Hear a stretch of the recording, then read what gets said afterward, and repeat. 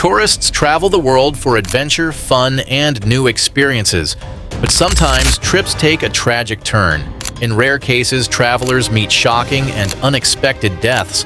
Imagine falling from a moving train, getting buried in a remote land far from home, or suffering a deadly allergic reaction, struggling for every breath, surviving just 20 painful minutes. Some vanished mysteriously while others met horrifying fates. These tragic events remind us that travel isn't always safe. So, in this video, we'll cover 6 of the worst tourist deaths. So don't skip, keep watching, like, and subscribe. Let's start with case number 1. Bangkok, Thailand, a city known for its culture, rich history, and luxury hotels, became the center of a terrifying mystery when 6 tourists were found dead inside their hotel room. What should have been a relaxing stay at the Grand Hyatt Erawan turned into one of the most shocking poisoning cases in Thailand's history.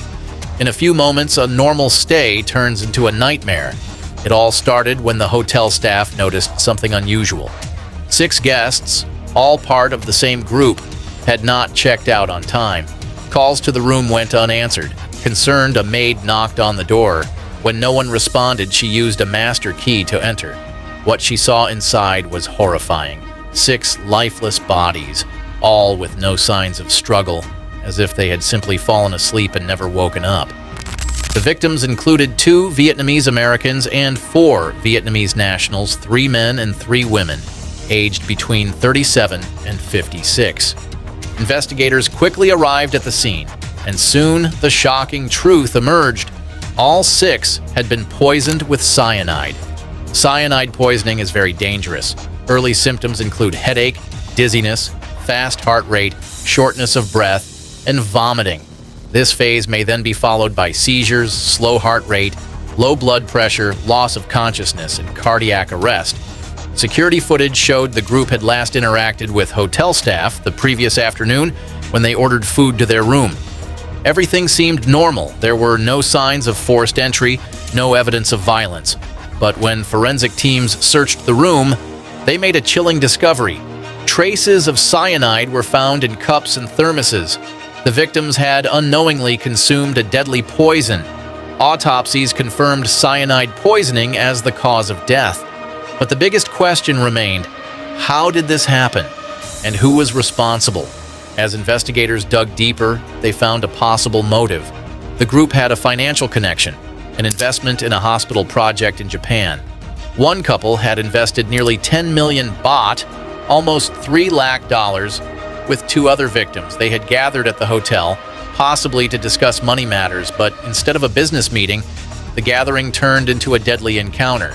Police believe that someone in the group may have poisoned the others. There were no signs of an outsider entering the room, and the door was locked from the inside. Theories of a group suicide were ruled out when investigators found evidence that at least 2 victims had tried to escape but collapsed near the door. There was one more twist to the case. Hotel records showed that a 7th person had originally been booked in the room with them, but this individual had left Thailand 5 days before the deaths. Was this just a coincidence, or did they know something? Investigators do not believe this person was directly involved, but the timing raised suspicions. As news of the deaths spread, the case gained global attention. The U.S. State Department issued a statement confirming that they were closely monitoring the situation. The FBI even sent officers to assist Thai authorities with the investigation. The Prime Minister of Thailand reassured the public that this was not a terrorist act or a broader security threat. However, the shocking nature of the crime raised concerns about safety in high-end hotels. This was not the first time cyanide-related deaths had shaken Thailand. In 2023, one death also occurred almost in the same way. This previous case raised questions about how easy it was to access cyanide in Thailand and whether stricter regulations were needed. Security footage and toxicology reports have helped investigators narrow their focus, but many questions remain. Who in the group was responsible for the poisoning? Was it planned in advance, or did something trigger the attack that night? Could the deaths have been prevented? The luxury hotel, now under scrutiny, may also need to rethink its security protocols. Travelers are left wondering if such a horrifying crime could happen at one of Bangkok's most prestigious hotels. Could it happen anywhere? As the case unfolds, one thing is certain. This tragedy has become one of Thailand's most chilling murder mysteries. A reminder that even in the safest-looking places, danger can be just around the corner.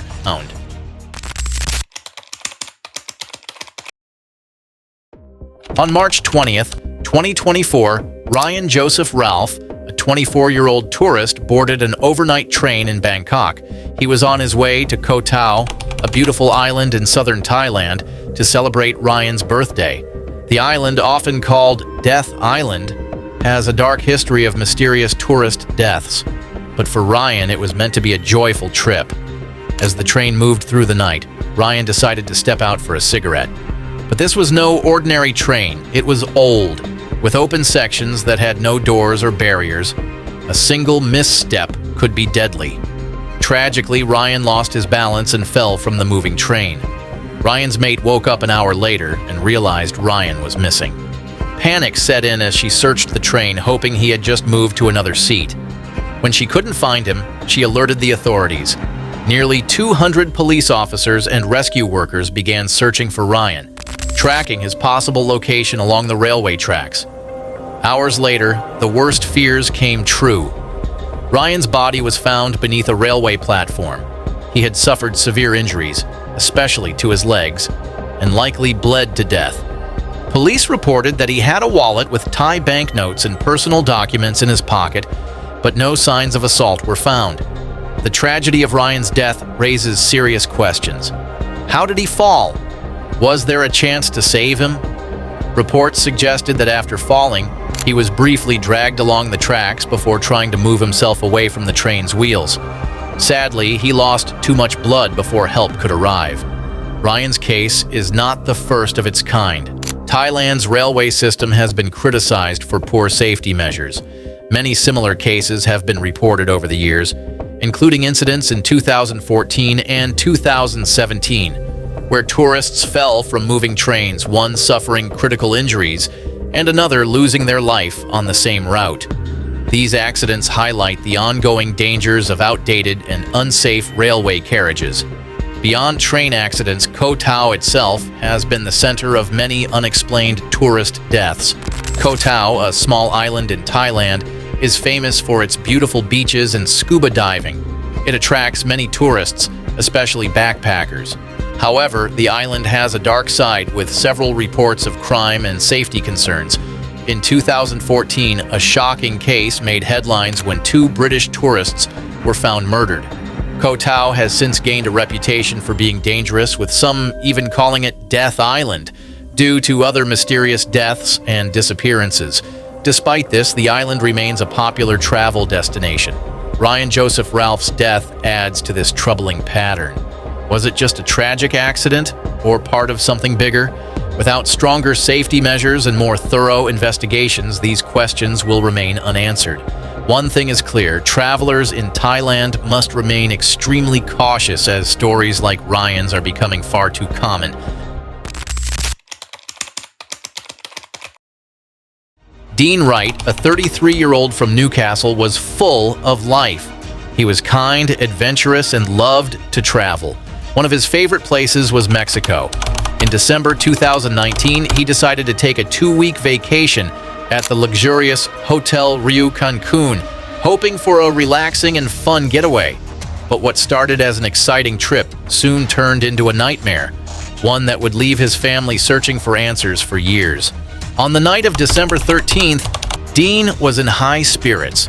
He spent the evening drinking, laughing, and socializing with guests at the resort. Some reports later claimed that he had also used drugs that night. His friends had gone to their hotel room early, but Dean chose to stay out, enjoying the resort's bars and live music. Witnesses saw him chatting with American tourists, a Russian traveler, and a group of English citizens celebrating a party. Everything seemed normal until the night took an unexpected turn. In the early hours of December 14th, something went wrong. Witnesses later spoke of a food fight in which Dean was allegedly involved. Afterward, he reportedly went to the hotel bathrooms to clean up. Some believe that another altercation may have taken place there, but the details remain unclear. What happened inside those restrooms is still a mystery. By 7 a.m., Dean was found unconscious on a luggage trolley near the hotel's elevators. Hotel security stood around him as desperate attempts were made to revive him. But it was too late. Dean Wright was gone. Back in Newcastle, Dean's family received the heartbreaking phone call that changed their lives forever. The details about death were very limited. The hotel's management and local authorities provided little information. Each new report seemed to contradict the last, only deepening the family's pain and confusion. What had really happened in Dean's final hours? Why was he involved in an altercation? Had he been attacked? The lack of clear answers left his family desperate for the truth. Both Mexican and British authorities started investigations, but things moved slowly. At first, Mexican police thought it might be a murder case, but later, they said there was no foul play and that Dean's death was not suspicious. His body was checked twice in Mexico before being sent back for more tests. In Newcastle, doctors did a third post-mortem, and they found that Dean had alcohol and cocaine in his system, which combined to form a dangerous substance called coca-ethylene. This can make sudden death more likely. He also had heart problems. His heart's left ventricle was too thick, and his arteries had buildup, which may have made things even worse. Despite the medical reports, Dean's family was not convinced. They couldn't ignore the injuries found on his body. The coroner said there was no attack, but many questions were still unanswered. There was no CCTV footage from that night. Witness stories didn't match. Some evidence seemed to be missing. Had someone hurt Dean in the hotel bathroom? Did the hotel staff hide something? Did someone leave him on that luggage trolley instead of getting real help? His family was heartbroken and desperate for answers. Determined to uncover what really happened, Dean's family refused to stay silent. They launched an appeal on social media, hoping that someone who was at the resort that night would come forward with new information. They also hired David Swindle, a former detective known for helping families whose loved ones had died abroad under suspicious circumstances. As the investigation dragged on, the pain of waiting grew heavier. But Dean's family was not only fighting for justice, they also wanted to honor his memory. At the inquest, a touching tribute was read about Dean. It spoke of his kindness, generosity, and fun-loving nature. He had brought happiness to many people. His funeral, held in January 2020, was attended by nearly hundreds of people, family, friends, and colleagues who had been touched by his warmth and adventurous spirit. Dean loved music, travel, and enjoying life to the fullest. His sudden death left a deep pain in the hearts of those who loved him. After almost 5 years of waiting, Newcastle Coroner's Court gave its final ruling on October 2024. They said Dean's death was an accident caused by a mix of cocaine and alcohol, made worse by his heart condition. For some, this was just an official explanation. But for his family, it did not bring peace. They still did not know exactly what happened to Dean that night. The mystery remained, and their search for the full truth was not over. Dean Wright's story is one of sadness, mystery, and a family's never-ending fight for answers. His tragic death is a warning about the dangers of drugs and alcohol, especially while traveling. But more than that, it shows the power of love, a family refusing to give up, no matter how difficult the journey. To this day, Dean's family continues their search for justice, hoping that one day they will finally uncover the full truth of what happened in his final hours.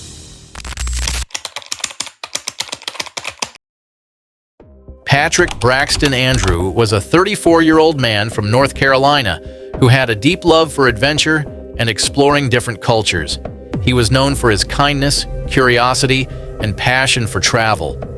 Patrick had always dreamed of visiting Mexico's breathtaking landscapes, and in late October 2018, he finally set off on a trip to Eureka, a small town nestled in the stunning Copper Canyon. His friends and family were excited for him, knowing how much he enjoyed immersing himself in new experiences. However, none of them could have imagined that this trip would end in tragedy. Patrick arrived in Eureka on October 27th, eager to explore its natural beauty. The town was known for its deep canyons, rugged trails, and picturesque views. He spent his days hiking, taking photos, and chatting with the friendly locals.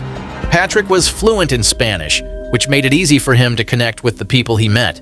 He enjoyed learning about the culture and history of the region. Everything seemed to be going well until suddenly he stopped responding to messages from his family. At first, his loved ones thought he was simply enjoying his trip and taking a break from his phone. But as time passed and there was still no word from Patrick, concern began to grow. He had always kept in touch, even when traveling alone. When 24 hours passed without any response, his family started to worry that something was seriously wrong. On October 30th, Patrick was supposed to check out of his hotel, but he never did. His belongings, including his passport, wallet, and personal items, were still in his room.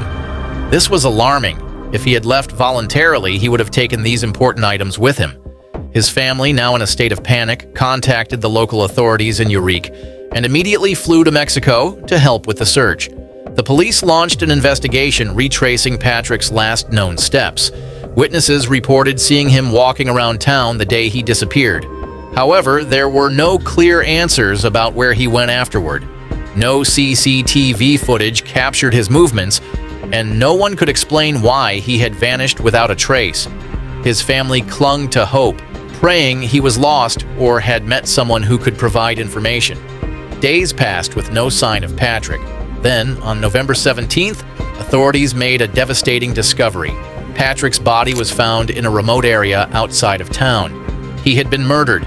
The news shattered his family and friends. Their worst fears had come true. Actually, Patrick had been brutally murdered, shot, and left, with his body hidden underground. Local criminals and drug traffickers mistook him for a detective or an undercover investigator. They wrongly assumed he was working with the authorities, so they killed him and hid his body. During his tour, Patrick had unknowingly crossed into a dangerous area controlled by criminals. This mistake put him in harm's way. Authorities later came to the same conclusion: his death was most likely linked to organized crime. Mexican investigators suggested that Patrick had fallen victim to a local criminal group. Some reports indicated that he may have unknowingly crossed paths with dangerous individuals. Others speculated that he had been targeted due to his foreign appearance. Urique was a beautiful place, but it had problems with criminal groups. Authorities believed Patrick's death was connected to them. Patrick's family was devastated. They had hoped for a different outcome, but instead they were left with heartbreak and unanswered questions. They demanded a thorough investigation and sought help from both Mexican authorities and the U.S. government. His case quickly gained media attention, with many people calling for justice. However, as weeks passed, progress was slow. Witnesses were hard to find, and investigators struggled to gather solid evidence. Soon, the case began to go cold. Despite this, Patrick's loved ones refused to give up. They hired a private investigator to look deeper into the case. The FBI also got involved, assisting in the search for suspects. There were many theories about what had happened, but without clear evidence, finding those responsible was proving to be difficult. As of now, Patrick's murder remains unsolved. His family continues to seek justice, holding on to hope that one day they will get the answers they deserve. They remember Patrick not just as a victim of a tragic crime, but as a loving son, brother, and friend who had a passion for life. His curiosity, kindness, and adventurous spirit touched many lives, making his loss even more painful. Patrick's story serves as a heartbreaking reminder of the dangers that travelers can face, even in the most beautiful destinations. While Mexico is known for its culture, history, and breathtaking landscapes, stories like Patrick's highlight the risks that exist beneath the surface. For Patrick's family, the fight for justice is far from over. They continue to push for answers, refusing to let his case be forgotten. They hope that one day new evidence will surface and those responsible for his death will be held accountable. Patrick Braxton Andrews' tragic story is not just about loss. It is about a family's relentless search for the truth. His legacy lives on through those who loved him, and they will never stop fighting for the justice he deserves.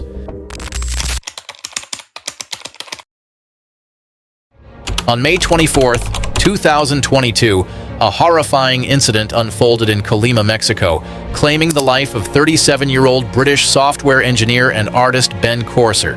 Originally from Cornwall, England, Ben had moved to Mexico in January of that year, immersing himself in the local culture and forming strong friendships. Ben was full of life, he loved adventure, art, and had an energy that could brighten anyone's day. His sudden and tragic death left his family and friends heartbroken, struggling to understand how such a terrible thing could happen.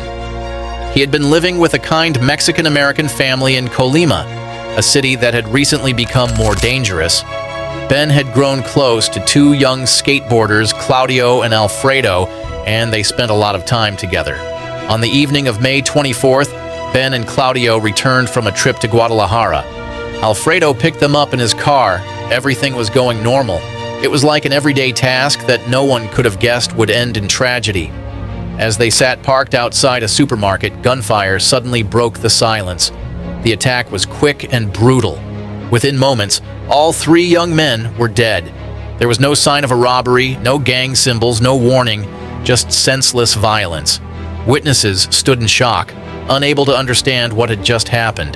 Back in England, Ben's family received the devastating news. His parents, along with his brother, were left heartbroken. They described Ben as being in the wrong place at the wrong time.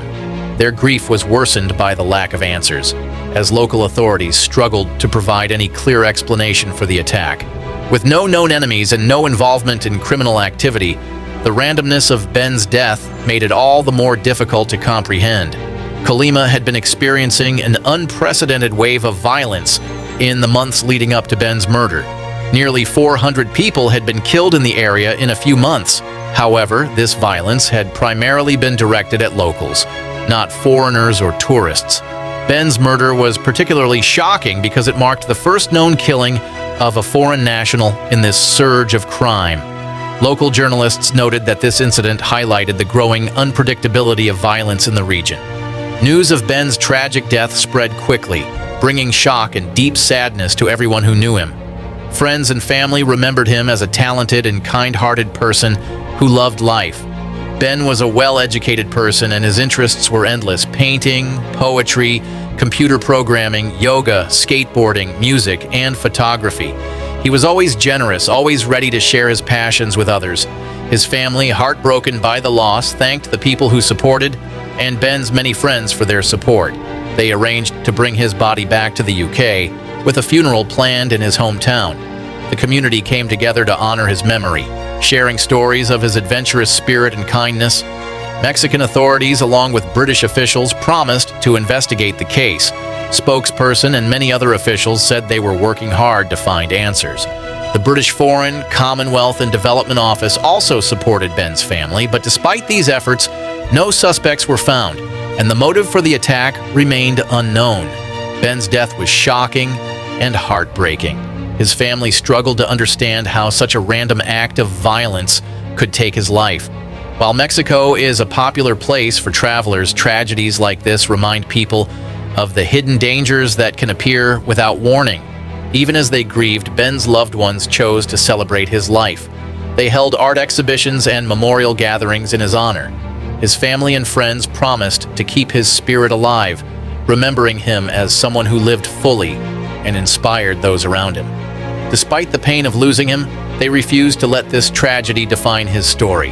The case of Ben Corser remains an unsolved mystery.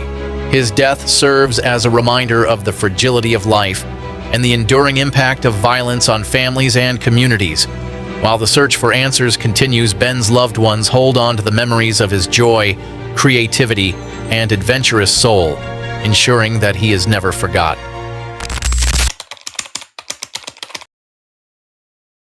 On November 1st, 2021, in Playa del Carmen, Mexico, 19-year-old British teenager Joe Dobson was enjoying his time with friends in the popular seaside resort town.